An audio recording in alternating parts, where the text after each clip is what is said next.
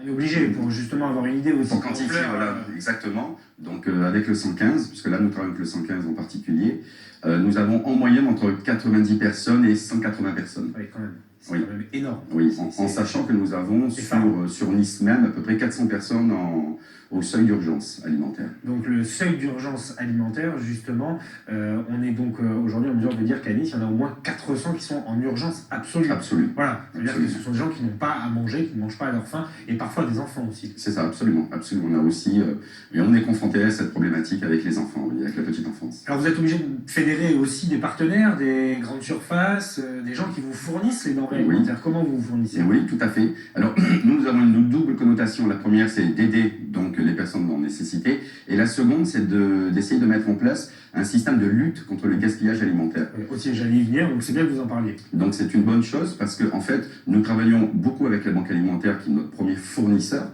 mais nous travaillons aussi avec toutes les enseignes en récupération casse tous les jours. Donc j'ai deux groupes alimentaires avec qui je travaille de façon quotidienne et on récupère en fait toutes les denrées le jour même et on les redistribue le soir. On peut les citer, ah oui, alors avec grand plaisir, parce que c'est l'enseigne Netto et Intermarché. Voilà, ce sont deux enseignes qui jouent le jeu depuis le début avec notre association et on a mis en place un cheminement de récupération alimentaire. Ah, ça, c'est vrai que c'est important. On en parle chaque hiver. C'est vrai qu'on aimerait bien que ça s'arrête un jour ou l'autre, mais on a l'impression que ça progresse.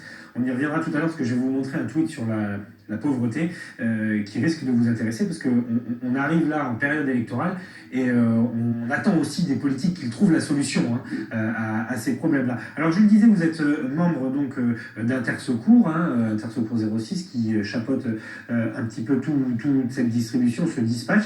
On a été contacté, nous, évidemment, par Nathalie Montin, Cœur au chaud,